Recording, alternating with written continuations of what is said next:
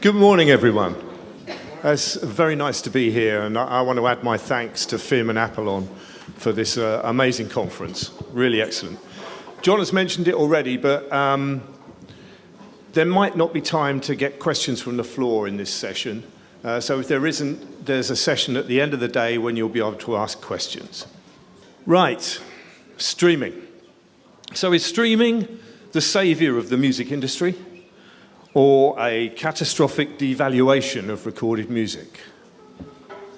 Is streaming a democratization of opportunity for all recording artists, or a continuation of domination by the heavyweights? One thing's for sure, we now have a new language. 20 years ago, if we had heard someone talk about aggregators, pro rata versus user-centric, curated playlists, UGC, or user-generated content, we would all have scratched our heads. But this is the world we live in now. I've got a fantastic panel here, and I'm going to introduce them in the order that I will ask them to speak in a while. So firstly, Johan Case. Where are you, Johan? Here, look the wrong way. From AEPO Artists. Xenia Manning from Spotify. Following Xenia, you will hear from Dinos, but Dinos has already given his presentation, so in the interests of moving things along, he's going to just enter into the debate when it happens. Next up will be Lauri Rechardt from the IFPI on the end, and followed by David Martin from the FAC, and last but certainly not least, Manos Dedevesis from the Stay Independent record label. I did it. Okay, to kick the session off, I will ask each of the panelists to briefly give their perspectives on the economics of streaming, and then I will facilitate debate. So over to you, Johan. I'm going to keep this really short because I like debates more than presentations. Dinos, thank you very much, one, for organizing this, and also to FIM, thank you for organizing this, and thank you for the invitation. What I liked in your presentation was the slide that started in 2001. And you saw that the big logo on it was 1999, sorry. The big logo on 1999 was still Napster. Whereas, and you rightfully said that the whole business model on streaming today is based on the right of making available, which was given to us in 1998. WIPO, 1996 even, the WIPO Copyright Treaty and the WPPT. Now, there was no business when we were given the making available right. And this is something I've said in the past, and it's necessary to repeat that message. The making available right was not conceived as a right for exploitation. It was a right given to the music industry, mainly. They were the biggest one asking for it, to stop certain things, to stop certain exploitations, such as piracy. There was no business model about what they were going to do with the right. The right was given to stop people from doing something. Because if you look at what authors got, they got the making available right as a part of their general right to communication to the public. So everyone knew this is some type of communication to the public. And the authors, they already had their exclusive right on it. So we're going to include it into that one. We're going to make it explicit that your general right of communication to the public includes this making available right, so you can stop pirates as authors. For the related rights that existed for music producers and performers, we did not have this exclusive right communication to the public. We still do not have it at WIPO level. We also still do not have it at EU level. So we got this making available right as a separate exclusive right.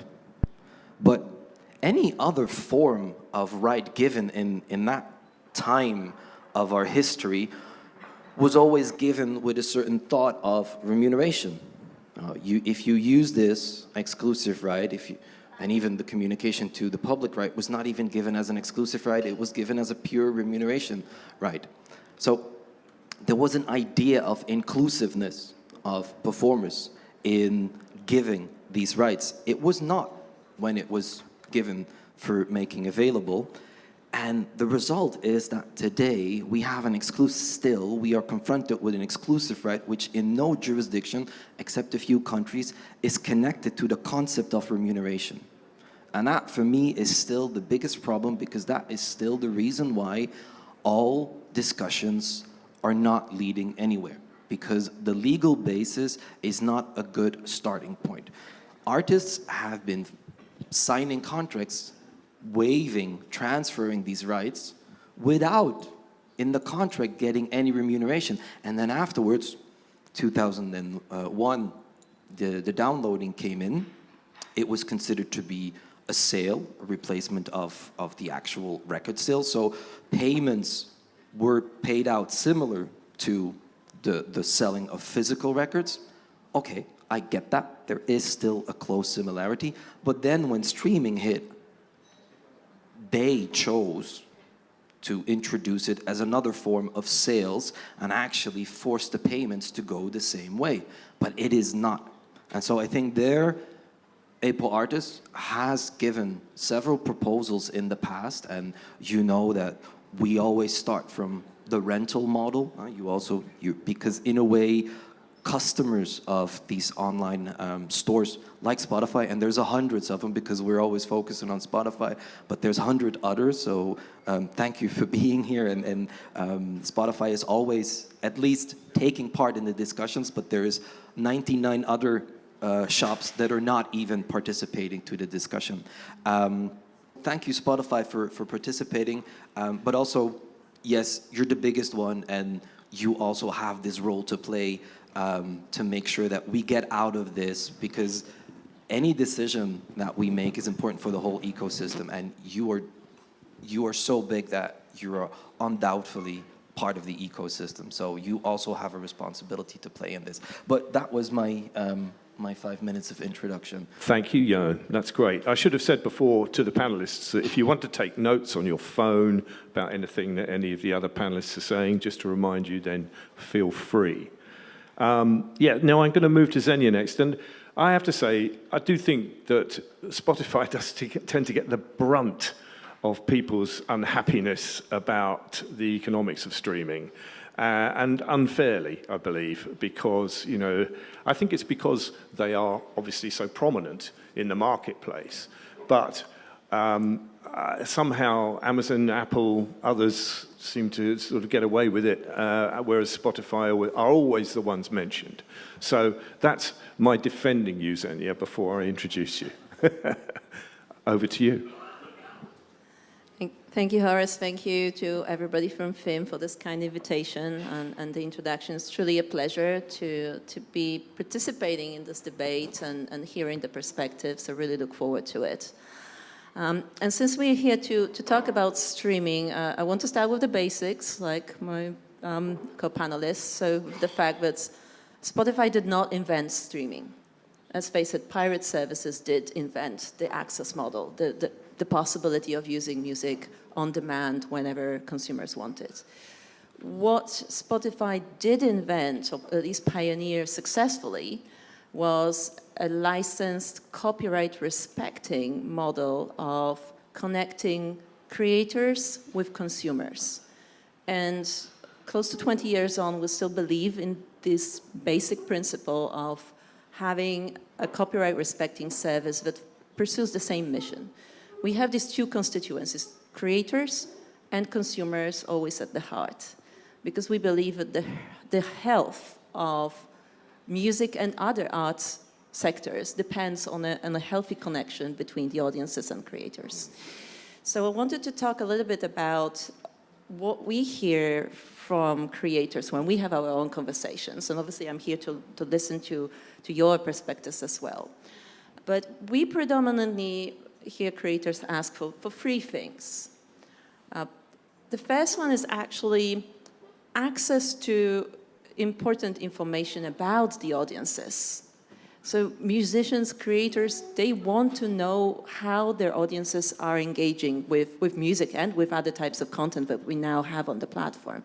And knowledge is power, It is absolutely fundamental for creators to be able to find the geographical location, the way in which their audiences and fans are engaging with their art, and learn about it, because that enables them to plan their careers, to choose the business partners they want.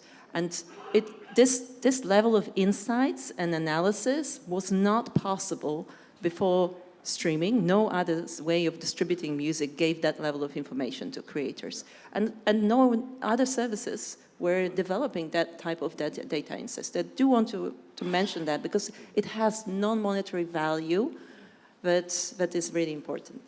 Secondly, we hear from creators that they also want to get from us tools with which to engage with their audiences, because audiences, they need to be developed. They need to build a relationship. Real fandom is something that needs to be worked on. And again, we're very proud that on Spotify for Artists have the tools in which to promote their own music, to market it to fans, and that way be active participants in the process of discovery of their music. That again gives people agency, the real agency that we're very proud of. And last but not least, obviously artists do ask us for help with monetizing their art.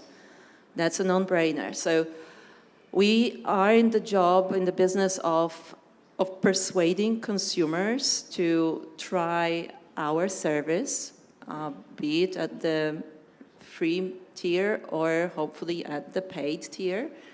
And we have been investing relentlessly in creating value for consumers so as to persuade them to make that conversion to a paid service. And as the slides do show, we have successfully managed to convert well over 275 million subscribers to paying for music, and we have at the moment close to 700 million users.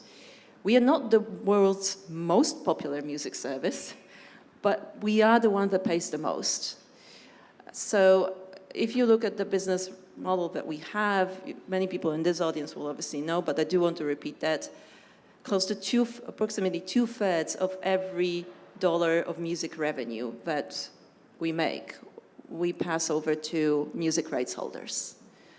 This is the revenue share model that we have, and it has restored health to the music industry, which is something to celebrate. Obviously, it's not to say that everything is perfect. There are a lot of areas where certainly more work needs to be done, but it is something that we need to acknowledge, because that was not the case even as recently as 10 years ago. Even 10 years ago, the music industry was not at this level of revenue. There were fewer signings. There was crisis in the way in which the ecosystem evolves. And now we are in a much better situation as a whole. We hope to continue working with creators, and we do believe that this is a joint effort to persuade consumers of the monetary value of the art that creators are creating. Because artists always want to find consumers always want to find artists, but do not always want to pay. So we need to cooperate together to work on that virtuous cycle of investment. I will come back to the one slide, though, which always kind of triggers a reaction in us, which is about the so-called pay-per-stream results. This is a way of comparing services, different streaming services, but loses the fundamental fact that when a consumer streams music, they sign up for access to a music service and not for a number of individual transactions. This is not a download economy. This is not a per stream economy. Consumers do not pay per stream. What we managed to achieve on Spotify, and that's a huge part of the reason why consumers pay for Spotify service, is the excitement of enjoying music and streaming a lot. So yes, we have a lot of streams because consumers are engaged on our service. that's something that is a benchmark of success. It's something to celebrate, because we have not yet met an artist who would not want to be streamed a lot. And this high level of consumer engagement translates into our ability to get consumers to pay, and that's why we pay more than any other service in the world. So it is rather unfair to compare that high engagement to the lower engagement on our competing services and suggest that the pay-per-stream is the benchmark of success. The absolute payments, the total amount of revenues coming from a service is the relevant benchmark of success. But we are happy to debate that further. Thank you. Thank you, Zenia. I've got a number of questions for you, but I'll hang on to them until we've been around the panelists. Lauri, I think I'd like you to talk next, because we were going to go to Dinos, but Dinos has already made his pitch. So, Lauri, over to you. Thank you, thank you. And first of all, many thanks to APOLLON and Fim, Benoit, John for kindly inviting us. Really appreciate it. And you listed all those meetings where Fim has discussed streaming. I think we have been at every one of them, so really thank you for that. And look, you know, the fact is that we don't always, as the recording industry labels and artists and artist organizations, we don't always agree on every issue. But what I would like to say is that I think there are two fundamental facts that we do agree on, and we should never lose sight on that. And the first point is music has value. And the second point is artists must be fairly paid. As an industry, we would not exist without the artist. And we and our labels, our members, fully understand that.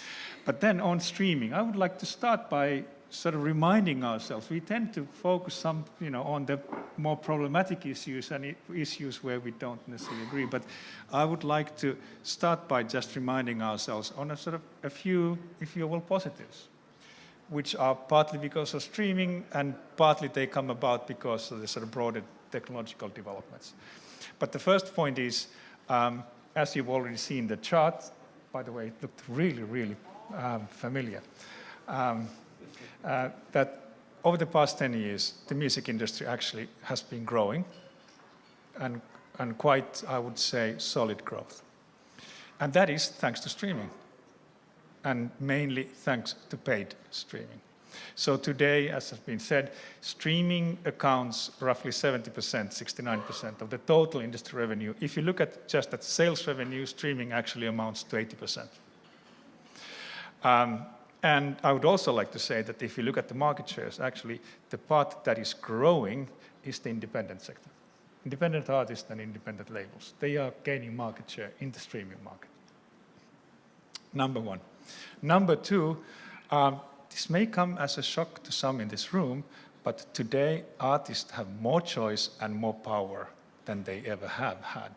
And that is because there are new players. As an artist, as many of you know, today, and this pains me to say, but you don't need a label. You choose how you partner with and with whom. You can own your masters and go to an aggregator. You can go to a distributor and you get maybe less of a service, but you keep more of your monies. Or you go to a label and make a traditional artist agreement. You also choose whether you license your rights, whether you assign your rights, or whether you keep your rights. And you decide whether you make a multi-album deal or you license one track for 5 years or maybe even 5 months. There's more choice than ever before for artists. And that is a fact of life. And obviously, I can give you some numbers to back this up. And we are seeing the sort of the intense competition for talent actually leading to or resulting in artists getting a larger share of the industry sales revenue than before. So when we have researched across the 3 major members, but I think that is a a relatively fair sample of what is happening in the broader industry. In 2024, the majors paid, on an average, 35.6% of their revenues to the artist. And that is up 15% since 2016. And if you look at just absolute money going out from the labels, since 2016, that has increased by 121%. And that is obviously a function of the growing market, so more money into the market, and then more power to the artists that have been negotiating, have been able to negotiate better deals with their partners. So it's not all doom and gloom. And the last point I would like to say on the set of positives, the industry is more global than ever. There's been growth across all the regions, and the fastest growing regions over the past years have been Latin America, Middle East and North Africa, and Sub-Saharan Africa. And there's also more diversity, if you will, in the charts, thanks to K-pop, J-pop, Latin music, and Afrobeats, you name it. So again, there's more diversity, growth across the globe, which haven't seen really before the sort of the digital services and global streaming services hitting the markets. Now, I'm not saying that it is necessarily easier than before, because at the same time, as an artist, you are now essentially competing on a global market. And consumers also have, if you will, more power or more choice than they ever have. I think there were some numbers shown on the screen as well. There are some 200 million recordings by some 11 million artists or something like this. Now, much of it is, it seems, because of the AI slop that is flooding the services. But still, there are tens of millions of artists or millions of artists and tens of millions of recordings by genuine artists. So it is harder and more expensive than ever before to break as an artist. And we recognize that. And obviously we recognize that because, as we would like to say as labels, we are the best partners for their artists. We are in the same situation as labels. It is more expensive and harder than ever to break a label, break an artist. And if an artist is not a commercial success, which every label always wants, it means that we carry the can as the labels who invest in the artist and take the economic risk. If it doesn't success, we are left with the downside. And then very briefly, 3 points where I do believe that we need to work together going forward. And the first one is AI. We need to ensure that human artistry is respected. We need to ensure that there's a robust copyright framework to support that. Second point is streaming fraud. Unfortunately, we are seeing bad people taking advantage of the streaming services, essentially uploading increasingly AI-generated music in their thousands across DSPs and generating artificial plays on those recordings. And sometimes, unfortunately, still there are also uneducated artists that might think it's a good idea to promote their recordings through artificial streams. So that is a real problem which we need to address. And when I say we, as IFPI, we have taken legal actions against the manipulation services. But this is something that everyone needs to focus, from artists to labels, and increasingly on distributors and DSPs. But thank you. Thank you, Lauri. Thanks very much for that. Yeah, you mentioned AI. We're doing 2 days on AI tomorrow, so I'm trying to, as much as possible, avoid the issue of AI, but I knew it would creep in because obviously it's very significant to the impact that it's having on the economics of streaming. So, to my good friend David Martin. Thanks, Horace. I'd like to thank APOLLON and FIM as well for having me here, having the Featured Artists Coalition represented, so thank you. You set out a series of conundrums at the beginning there, Horace, sort of good, bad, positive, negative, winners and losers. I think the reality is, as with most of life, there's somewhere in between that, I think, is the answer to what has the impact of streaming been on the industry. At the Featured Artists Coalition, we're positive about the concept of streaming, about what it has done to an industry that was completely decimated. It's brought it into growth, which is now over a decade long. And the industry was completely declining. So yes, we think it's positive in that sense. Our focus at the FAC has been, we don't think streaming is perfect, of course, and there are different issues with different platforms and different approaches. But over the last 5 years, since the UK inquiry into the economics of streaming, we've really honed in on the fact that the streaming model that exists today is built on the mechanics of the recording model which preceded it for the previous 40 or 50 years. And so our focus has been not on streaming itself, but the mechanics of the industry that streaming is built on. And it is an industry that was developed unilaterally by the largest rights holders, without consultation with performers and artists, and with unilateral decisions made about ambiguous contractual terms, and without consultation with our members and all of your members that are here. So our focus over the last 5 years has been on where we see the greatest areas of unfairness, which is really about those contractual terms. And to Lauri's point, I think arguably, yes, there is more choice in the market now. There are many more ways to go about getting your music to market, and I'm sure we'll have the conversation about how democratized the industry is now. But is that choice real? If I go and sign a record deal with a major label, there's a chance that I'm going to get 20, 30, 40% more value, or the label is going to get 20, 30, 40% more value from their streams than if I go and sign to a DIY distributor. So the idea of choice, again, it's not black and white. The idea of choice is that real choice? Who is controlling that choice? And is that choice equal to all of those that are competing in the market? Is the outcome of that choice equal to all of those that are competing in the market? I'm sure we'll get into many of these things, but fundamentally we see streaming as a huge positive for the sector, but there is a great deal of work to do. Thank you, David. And last but certainly not least, Manos, would you like to give your perspective? Yes. Thank you. Thank you very much for inviting me. Thank you very much, APOLLON, especially Mr. Georgoutsos and Mr. Ginos, and thank you, FIM.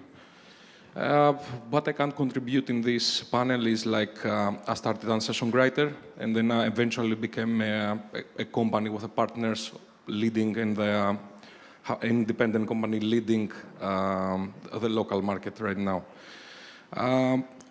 What we invest the last 5 years to achieve this is like bring some education to our artists. From what we've seen is like it took me 15 years to understand, and I dropped my passion, and I found a new passion to help others to evolve. The reality is like streaming services restore health, and I agree with it, but now we enter a period that is getting oversaturated again. Something that before gives, how can I say, a space to grow, now is getting narrow and narrow and narrow, and especially with AI. I will not expand, but just to give our point of view. An artist is very difficult at 20 years old to understand business model, understand marketing, understand economics, honor its craft, and evolve. So needs partner, and mostly the artist getting this knowledge through trial and error. Through trial and error, most of the artists getting lost. That's the reality. So it's difficult to, how can I say, to agree on equality on this, because everybody has its own, how can I say, timeline that he will raise consciousness about the business. And that's the difficulty. I believe artists need labels, even major, even independent, and for some people fits different models, but it takes a long to understand, and they need protection, in my opinion. Protection and education, because as before mentioned it from Ian, They don't know what they give. They don't know how they exploit their revenues, and they don't know from where to start. Even if they, what I am experiencing constantly is like artists that become one-hit wonder, like they're hitting and breaking up. The next day they have depression because they don't know how to sustain it. They think it's luck. They can't compete everybody. So what we try in Stay Independent and what's our focus is like to create some fair way of, how can I say, people getting their exploitation happen. Like we educate artists to share royalties with musicians and as well songwriters from the master points. We try to, how can I say, to educate them on their craft and on their legals and their economics, and to work on it as a teams, in a team play. That's my part for now. Thank you. Yeah, I mean, you do raise a really important point here, which is that, you know, I am a bit long in the tooth. I signed a record deal back in the 1970s, and when I signed a deal, you know, it was very simple. You were a band, you went out and you played gigs, and you hoped to sign a record deal. That was it. And you got a manager, and you signed a record deal, and you put out records, and they either are hits or they're not. And that's it. That was pretty much everything you needed to know. I mean, I can remember when I first found out, you know, the two copyrights. Oh, there's copyright in the song as well as in the sound recording. You know, the vast majority of people who listen to music don't know that. And that was the first sort of technical thing I think I ever learned, you know, about the industry. But the point I'm getting to is that it has become so complicated. And musicians have always said the same thing. I've said it myself, and every musician I've ever known has always said the same thing. Just let me play my bloody instrument, or let me sing and write songs, and don't let me having to worry about all that other nonsense, you know. And that other nonsense is really the nub of the problem, because that stuff has become so technical, and it's so easy to be ripped off. We kind of knew back in the day that record labels were going to pay a very poor royalty. It was just the way it was. I mean, the history of record labels was originally they didn't pay anything at all because they said they were promoting the artist, and you go out and you get more live gigs that way, and you get bigger funds, you know, for your live gigs. And so why should we give you royalties as well? That was the original plan. But has it all got too complicated, do you think? I believe it's become very complicated, and my example was like, imagine a 20 years old probably hasn't go to university and become an artist, and he has to extract knowledge for how to evolve a business basically, and not an artistry, and it's very difficult. It's pinpoint between artistry and business. Yeah. And I want to move to Lauri, because obviously Lauri, and you know, we know each other of old, and you always paint a very positive picture of the labels. You do a good job for the IFPI. But I'm asking you a very fundamental question. If things are that good, why are so many performers very unhappy? Yeah, look, and I hope I was clear about that. You know, at the same time, and it is a feature of the marketplace, it is probably tougher than ever to break through and to get, essentially, the competition for, if you will, fans' attention is more intense than ever. And it's not only music, it's everything else. Well, TikTok has a lot of music, but you get my point. There's sort of the spend on the fans' attention. It's a sort of really valuable community, and there's a massive competition on that. So it is more difficult than ever. And what I'm saying is that the labels and artists are on the same boat with that. So we understand and we agree that, you know, there are a lot of wonderful artists that never become commercial successes. And I wish it wasn't that way. Sure. But it is, and to an extent it always has been. But I think we are in a situation where that, if you will, sort of trend has even accentuated because of the way the world and technology has developed. Do you want to comment on that, David? Yeah, I was just going to say, I mean, there's a statistic from one of Spotify's, what's the series called, Stream On, I think, that was really interesting, I think, that demonstrates that competition for attention. And that was that in, I think, forgive my dates and exact numbers, I think in 2001, there were 33,000 albums released in the US. And in 2020, there were 1.8 million albums released on Spotify in the US. So that's times 55 increase in music released. So in music alone, before you get into other platforms, the attention economy is enormous. So I think that's true. And I think we have a responsibility as representatives of artists and performers. We have a responsibility to be honest about that. And we do have to sort of separate out the professional from the hobbyist, and a responsibility to educate artists, educate performers, and be honest with them about what it might take and the scale that it might take to have a career.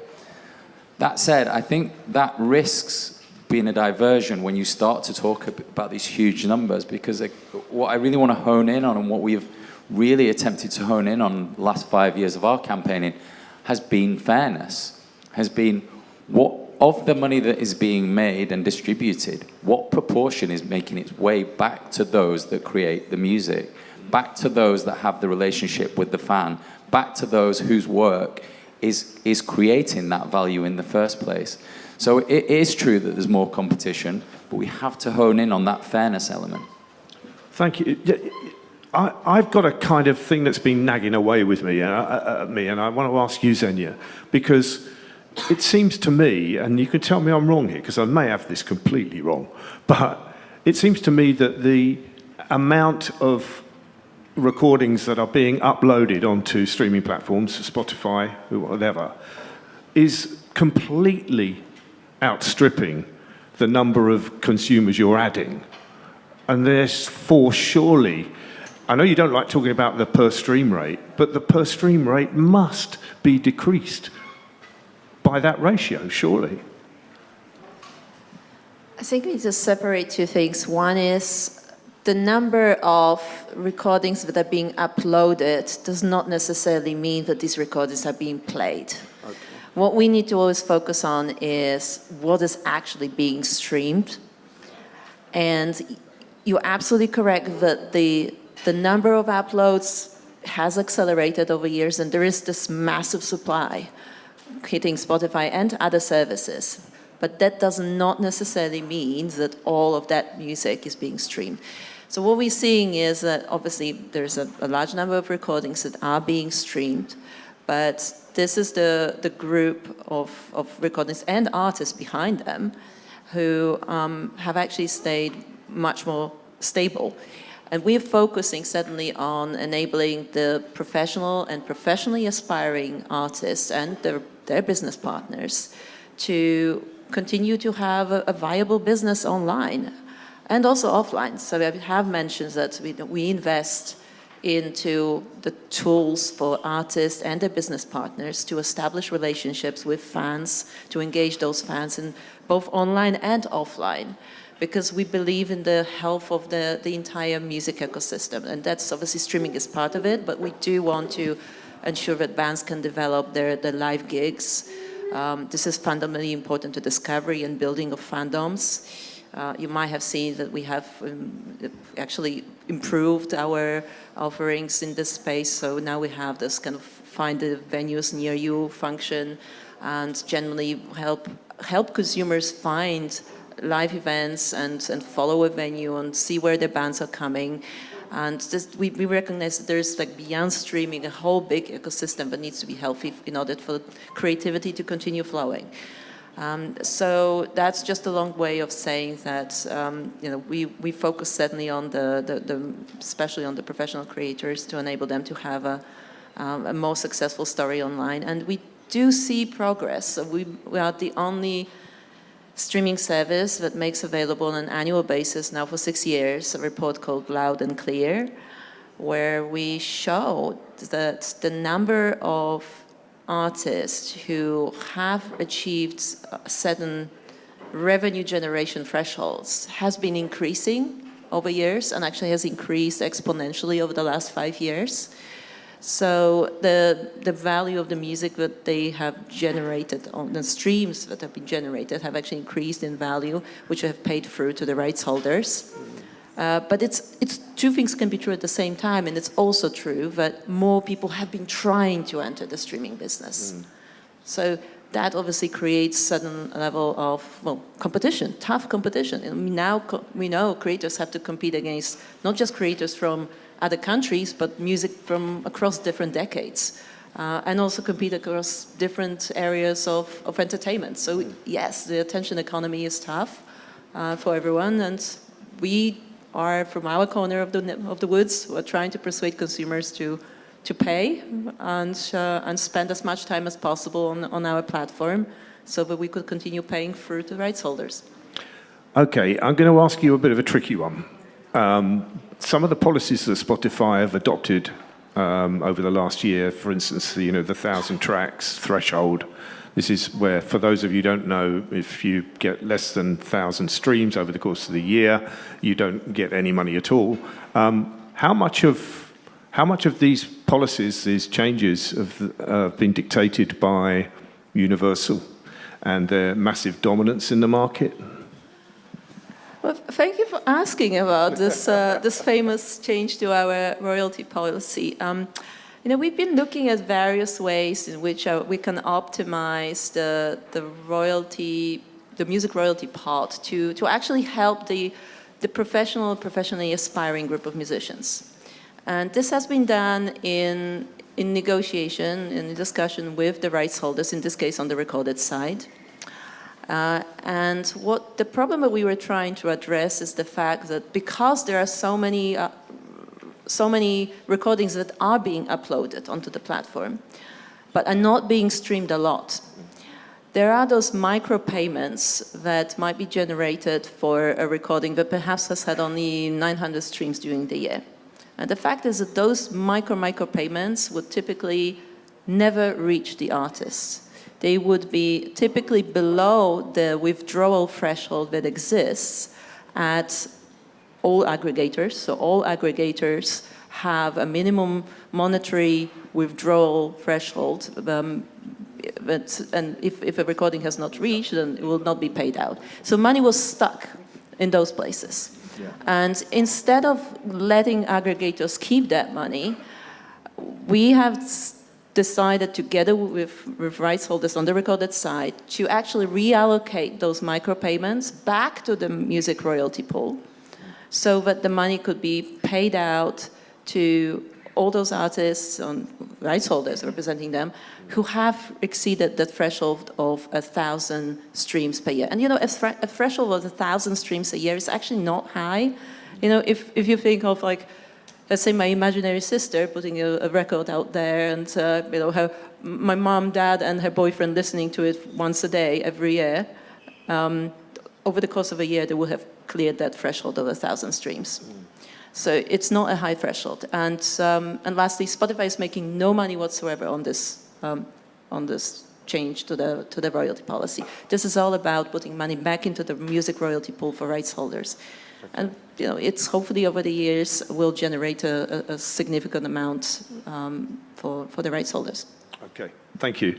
I've got a question for Johan, which I'll probably push over to Dinos after Johan's answered it. And I'm trying to tease out problems, and I'm also trying to be slightly devil's advocate with some of these questions. So, it's been at least 10 years that we have been arguing that equitable remuneration should apply to streaming, and that the making available right should be changed, because I absolutely agree with the way you summed it up. The making available right was not designed to reward performers for streaming. It was brought in to combat piracy. So we've been banging on that door for a long time now. It's probably more than 10 years. What are we doing wrong, or what are the major obstacles? Because, you know, we have the lady from WIPO here. We've gone and talked to WIPO so many times about this, and yet we haven't really made any progress. The only thing that changes is that countries like, you know, Spain and Belgium are looking at it, and I know Finland have been looking at it as well, changing the legislation.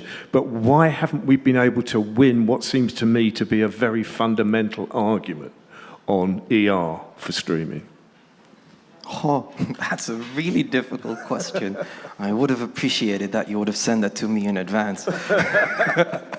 Because I think actually that's a question for Lauri. Why have we failed so far? It should be an after. Because, of course, there is a business ecosystem in place, and it's really difficult to change that. Definitely when there is positivity. I mean, it's true. Spotify and their colleagues, they have some way turned around the piracy era and the downfall of all CD sales. And so, yes, we're in an upward stream. So it's really difficult to ask for a sideways stream. But the thing, because we're actually not asking specifically for equitable remuneration, it's just the tool. I mean, it's not the installment of equitable remuneration as some people know it, as exists for radio broadcasting, for instance. That, for instance, is not what we're asking for. We're not asking for the introduction of a remuneration right that would also apply to producers. No one has ever asked that. What we're actually asking for is a new way of giving value to the artistic performance. So we, APOLLON artists, we represent the performers, the recording artists. I mean, the authors, they've been able to use their exclusive right communication to the public via their collective management organizations to actually kind of double what they got from the PPD of a CD. That was about 7% of the PPD of a CD. Now they're almost up to 15% on streams value. So they've been able to do that based on their system of collective management, exclusive rights. Yeah. We don't have those exclusive rights, so we need to look for a different way of increasing the value of the artistic performance, of the work done by the performer in the recording. And that's what I hear. The payout of the major labels has increased 121%. I get that number, and I'm like, wow. So again, positivity. But if you analyze that number, well, does it include certain publishing rights? No. So it's money paid out to performers? No, because a performer has a neighboring right on his performance. I do the job of singing a song, of playing the drums, of recording. That is my neighboring right. That is what I brought to the contract that you signed back in the 70s. Right now, there's new models, there's new contracts, and yes, there's a higher payout to the artist, but it's no longer the artist purely as a recording artist. In order to get that 20, 25, 30%, you hear distribution deals, licensing deals, you have to bring more to the table.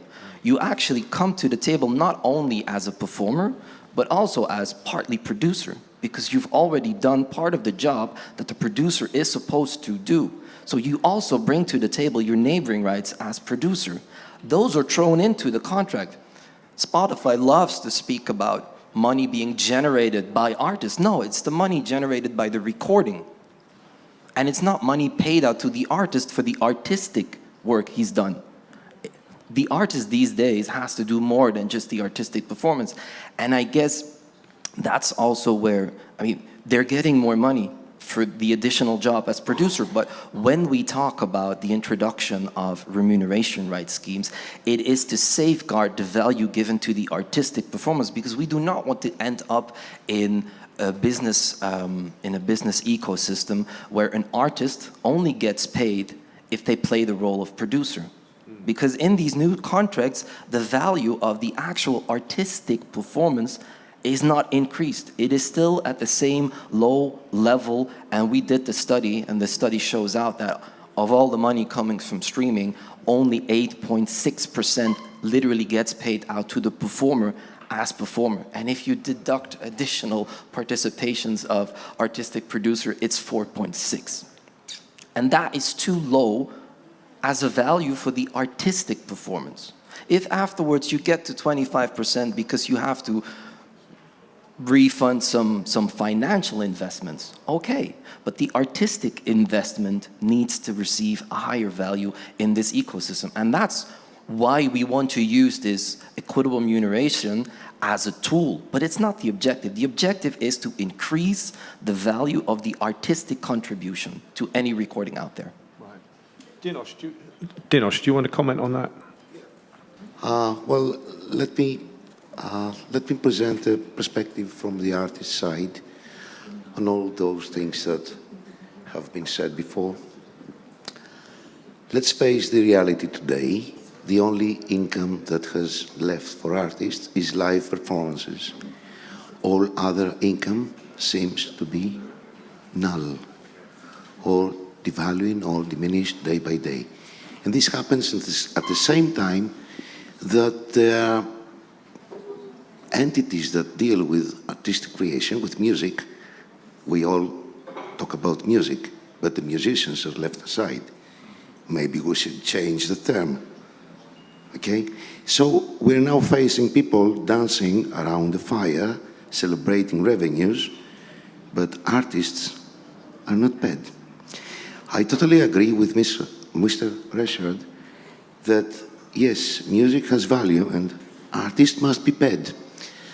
And I would like to remind everybody here that this is the line of defense that both producers and artists use when go out on the market and debate for collections out of neighboring rights.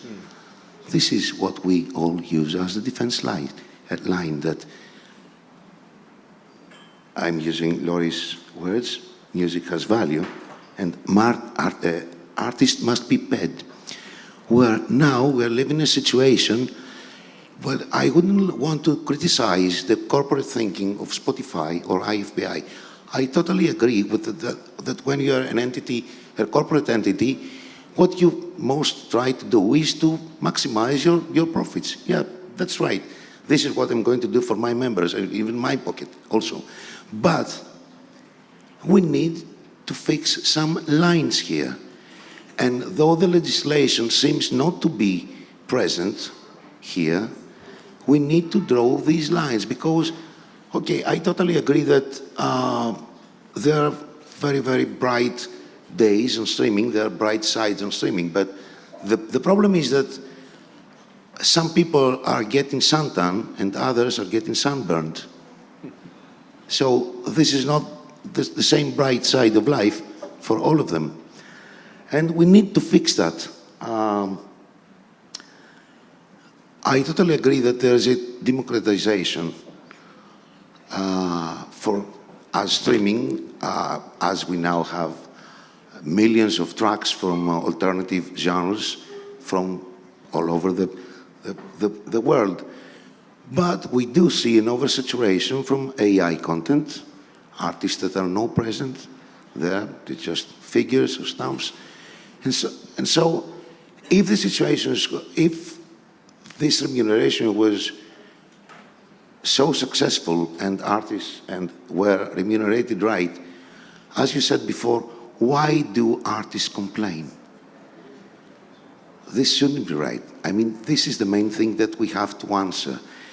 And I think that we shouldn't think that there are bad intentions here or, bad manners between stakeholders.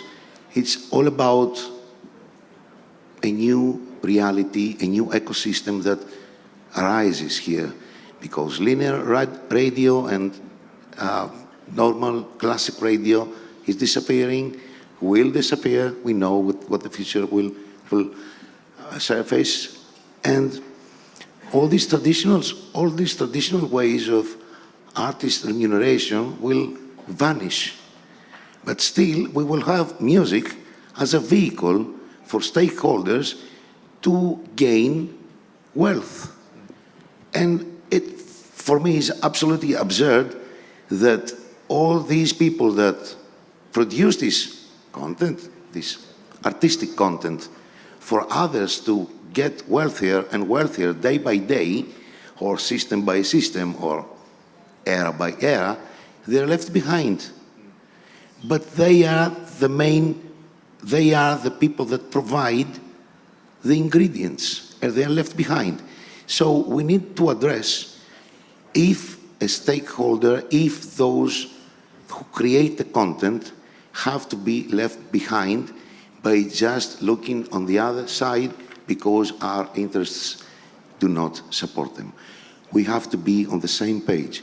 And I think that I cannot account Spotify for bad manners or bad practices. I think that, or even IFPI. No, I don't. I really don't. I'm honest, I don't. But I think when you get to the corporate world, well, common sense and maybe alliances between, maybe anticipating what is the real content of what you think as a product, you miss it because you just prioritize profit. So you're becoming a box mover rather than an art provider. I'll stop here.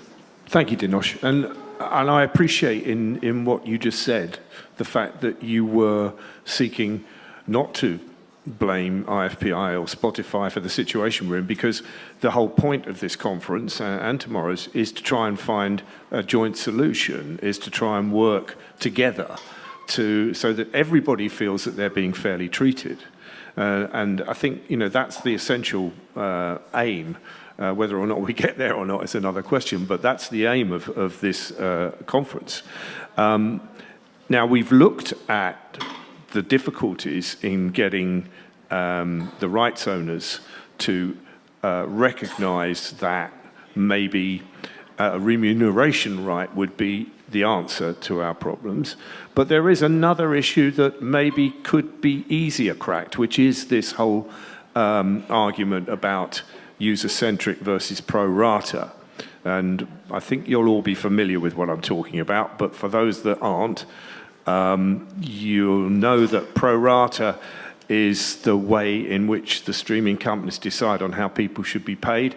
And as Dinos pointed out in his presentation, what that effectively means is if all I do is listen to, I don't know, White Denim all month, my Spotify subscription doesn't go to White Denim. It goes to whoever's been streamed the most during that period and down the line. Now, the user-centric argument, which a lot of people have put forward, would mean that if I only listen to White Denim, then my share that goes to the rights owners would go to the rights owners of White Denim's label or whatever. So that, for a lot of people, seems a lot fairer way of doing it, and would also seem to help and reward better, more niche acts. Not that I'm saying White Denim are a niche act, particularly quite mainstream, but you know what I mean. Anyway, Lauri, why won't the IFPI and rights owners embrace the idea of user-centric? So, as an IFPI trade organization, we are not party to the sort of the commercial discussions. Having said that, my understanding is that no particular model is excluded on the discussions, and my understanding is also that there are very live discussions between right owners and some of the DSPs to look at different models. The one discussion on sort of Spotify jigging their remuneration model is one proof of that. I should also say that my understanding is that independent studies that have been done to compare the pro rata and user-centric actually would not move the needle that much. It might, as you said, shift the money from some artists to others to an extent, but less than you would think. So that's my penny's worth on that one. But as said, look, the whole ecosystem is still in development. So there are, discussions going on, but that's between really with DSPs and the right owners. Yeah, thank you, Lauri. I mean, in the interests of fairness, I think I should point out that there are studies that have proven that it would help a lot of independent artists, but I accept that I've seen the study that the BPI presented as well. But Manos, do you think user-centric would be helpful to your artists, to the people you work with? I'm not sure. As I said, it's like trial and error.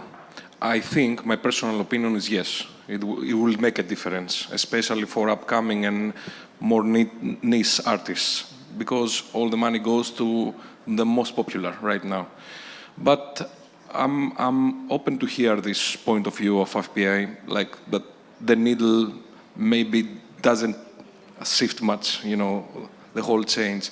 So the only way to understand it is to see it happening. Yeah. I'm prone to happen. Yeah. That's right. David? Yeah, we would be supportive of user-centric. I mean, it's interesting that conversation has been happening, and largely from creator groups, user-centric is supported. I'm not sure that it would move the needle as much as some suggest, but I think it does two other things. It cuts out some fraud, whereby you can get more money out through bots than you can put in. So it would cut that element out, potentially. It also arguably strengthens the relationship between the fan and the artist, which is incredibly important. That is what's being sold, both in the recorded and the live music industry.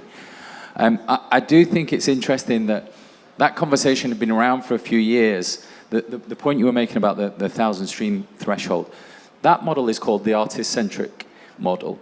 And it was coined by Lucian Grange, the global CEO of Universal, without any artists involved in it.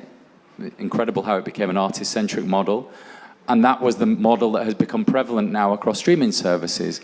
So it is, I'm not sure I fully agree with the idea that lots of models are in discussion. The one that the creators seem most adhered to or most supportive of didn't really get any airtime, which comes back to my point about choice and who controls that choice, who controls that access to the market, and who controls the terms that the market operates on. Yeah, I think I'd agree with everything you just said. Johan. Lauri and I were actually looking for something we can agree upon. I think we found it, that to shift towards the user-centric model, yes or no, it will not change a lot. It will. Some studies point out that some niche will get some more. Some studies point out that it will not change a lot. Most of my members still use the pro rata model in most of their distributions, so I'm not going to say it's a bad system. It's got its value, but what all the discussions around it will not change that our performers are only getting 4.6 of the value created. And so you can, because this is all just how you would redistribute little money. And this is the same with the artist-centric model. Well, you try to propose it as if it's built around the artist interest. No, it's not. It's built upon statistical information of major labels of where their threshold of return on investment is, and that's where they put the number, and that's what they then push on the platforms. It's an economic decision. So when we talk about artist-centric, I think the artist does not want to be in the center of the attention. The artist wants to be in the center of the remuneration model.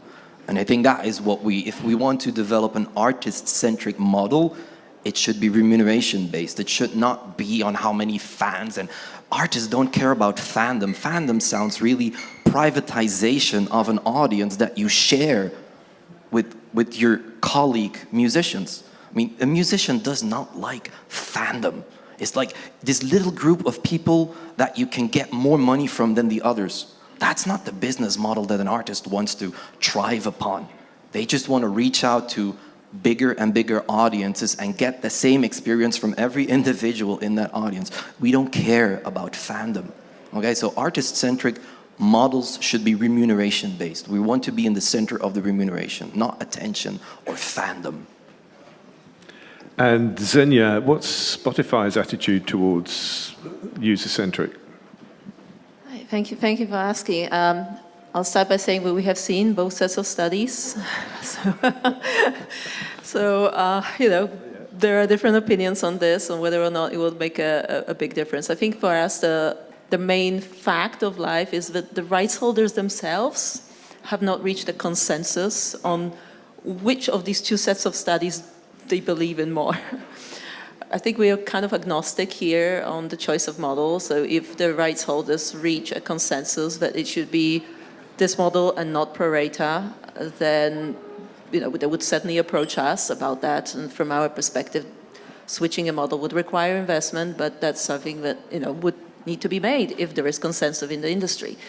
But at the moment, we're not aware of there being a consensus in favor of a switch.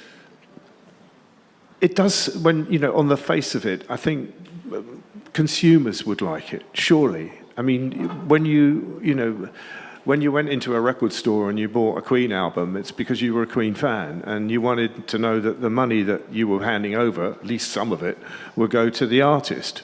That's a kind of basic principle. I am not a fan of Calvin Harris. I'm not a fan of, whoever it might be who's being streamed the most on Spotify. And I personally, as a consumer, don't like the idea that my money is going to artists I never listen to. So surely, if you want to please your consumers, you would move to that model. Possibly, but I will go back to what I said at the beginning. We have two constituencies. We have artists and consumers here. And for better or worse, at least on Spotify, artists are represented by the rights holders. So we need the rights holders to make their decision and choice on the models. I think we're sort of hearing a familiar theme throughout everything we've been talking about, which is that somebody's in control, but it isn't the artist. It isn't the performer. And that's really, I think, the main message that's coming out of this session. For the time we've got left, I'm going to do something a bit more interesting, which is I'm going to ask the panelists to ask each other questions. So I want each of you to think what you would like to ask another panelist. So who's going to go first?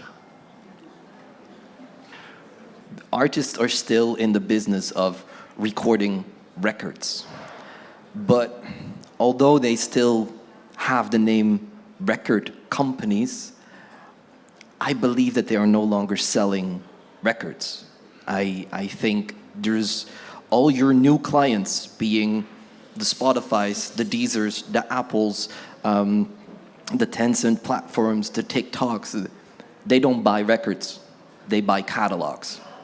How do you see bringing those two worlds together, where artists are still recording individual records and music companies are no longer selling individual records? And who's that question for? Oh, for Lauri. That is a great question. How long do you have time? But 15 minutes. 15 minutes. I can't hog all of that, okay? Look, but actually, you know what? That's an interesting point because what you see is that many artists do not actually release albums. No. It is EPs, even single tracks, and they keep coming. So that has changed completely. And has that affected the art form? Well, look, I mean, I'm definitely old school. I like the album. Yeah. But I also do. My understanding is that a number of consumers and many artists still prefer to have this, whether you call it an album or project nowadays, and so that hasn't necessarily changed. But look, you know what? I actually take issue with your question, in the sense that the labels are in the business of working with their artists to ensure that the artists get their music to consumers. And that's what the labels do. And trust me, I've been in this business for a very long time. Not quite as, Horace, quite as long as you have, but a long time. And what drives the people that work at the labels, from the, those working in the, reception to the very top, is working with the artists. So I do take issue also that someone said that it's also the profit motive. Actually, it is not. The recording business is not, we are not selling cookies. We work with the artist and we want to make the artist succeed every day. And that's what drives people. So no, labels are not selling catalogs to DSPs or anyone. They are working with the artist to ensure that their music, gets out there in the best possible way. That hasn't changed, ever.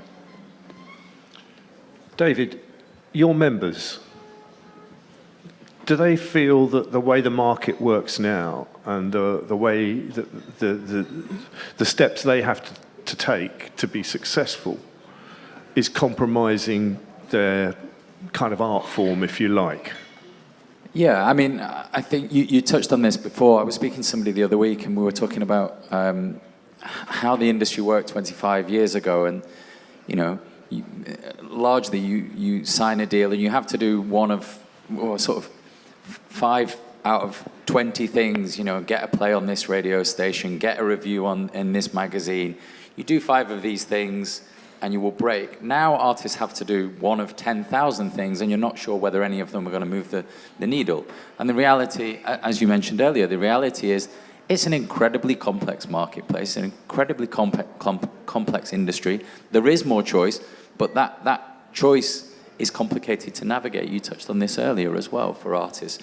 So yeah, I think there is that idea that the artist now has to often produce the record before they get their deal, or at least pay for the production of the record. They need to market, they need to front it, they need to go out and do a lot of things that the record label would have traditionally done.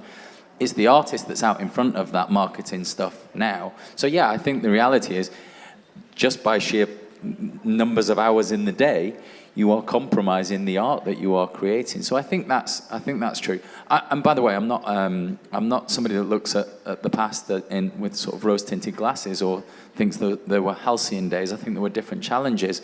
But yes, I do think that artists have to wear many, many, many different hats and then work out all the business side of this really complicated industry to pin together all this sort of streams of their portfolio careers, all of which will have some kind of downward pressure on their ability to create the amazing music that underpins the whole industry. Yeah. Dinos, we have not really dealt sufficiently, I don't think, with the issue of non-featured artists, session musicians, and what the future that they're facing. Because as you quite rightly say, linear radio is becoming less popular. I think young people particularly are not particularly interested in live radio anymore. And so it's quite clear that the collecting societies will be, the revenue that they'll be collecting from radio stations, broadcasters generally, is going to reduce. Session musicians rely very much on equitable remuneration from the collecting societies. How can we make sure that session musicians will, be able to survive and thrive in the future if we don't get some kind of right on streaming? To tell you the truth, this is the comment that I wanted to make as my exiting comment. As I stated in my keynote, I think that all the problems that we are facing today, and especially non-featured musicians' problems, non-featured artists, are problems of labor and power. So, if freedom of contact is an illusion, when one party lacks genuine alternatives, this is where the legislation duty begins for me. So, as there are no other survival skills left for non-featured artists to battle for their income, the only ring missing is the legislator. We need to emphasize on the legislators to present with an equitable remuneration for the non-featured performers. Also, we have to straighten up this inconsistency between the large scale of profits, of revenues that other stakeholders have, and what the artists are remunerated. I mean, featured and non-featured, composers, lyricists, everyone. Everyone is a ring in this big chain, and this chain has to be stay in consistency. It's ring with the other. So, as maybe we won't find any solution between us, the only possible solution is entities like WIPO or organizations or all of us going to the legislators, and ask for a solution. After all, I think it's the legislators' duty to preserve the weakest part of the society. And now, non-featured performers especially, and also performers, are becoming the weakest part of this chain of big revenues. Yeah, go on, David. Yeah, it might be just worth talking about what we've been doing in the UK. In the UK, the FAC, alongside our colleagues in the UK Musicians Union, as well as the Ivors Academy that represents songwriters, the Music Producers Guild, and the Music Managers Forum, have formed a group called the Council of Music Makers. And important to this point is that we've done that in an effort to ensure we're not divided when it comes to negotiations. And we actually have been working. UK Parliament, there was an inquiry launched in 2020 on the economics of streaming, and the Council of Music Makers has acted as one unit, and I think that's really important that creators are not divided in this conversation, firstly. Secondly, just to sort of update on the progress of that, one of the solutions that we took to the table with government and with the PPI in the UK, representing the major record labels, was for a performer fund, because there was huge opposition to ER from the labels. So we said, okay, here's another idea. It's not ER, but there's some sort of performer fund that would pay featured and non-featured performers. That was flatly refused as a concept. There was no further discussion. It was removed from the table. So the place that we're at now in the UK is that we are back in the MU's calls for legislative intervention. We've had 5 years of negotiations now. I would have preferred to have gotten to a place without statutory intervention. It has proved impossible. So we are now moving into that phase where we are calling for copyright reform because we can't make progress elsewhere. And what are you looking at, the Spanish model, or? We're looking at all models that we're very open at this point. Very early, we had hoped that we would have a performer fund similar to the way that the fund for copyright term extension operates in the UK. Oh. So we had taken that model to government and to the BPI. However, it was flatly refused. So now we are looking at what other solutions can we put in place through legislation, and we're calling on government to do that. And I know that a lot of this conference is going to be about AI. It's almost inevitable, I think, that copyright legislation will need to be opened up in light of the advancement of AI, and so we see that as the opportunity to drive that conversation forward. It's interesting that you mentioned you're talking about statutory supplementary income that was agreed as part of term extension. Yeah, because I know a lot of the argument against ER has been that it's like a secondary right. You know, they've already got a right, so why are they getting a secondary right? But that is a secondary right, and so it does set the precedent. Lauri, I know you want to come in. Yeah.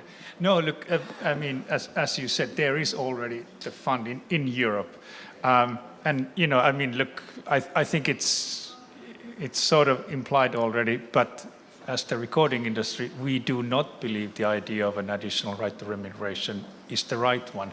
It dilutes the value of the exclusive rights, that performers and artists have, based on which they negotiate their deals. So it means that the economy will shift. Essentially, it will divert money through the CMOs to the same people that otherwise would negotiate the royalties directly.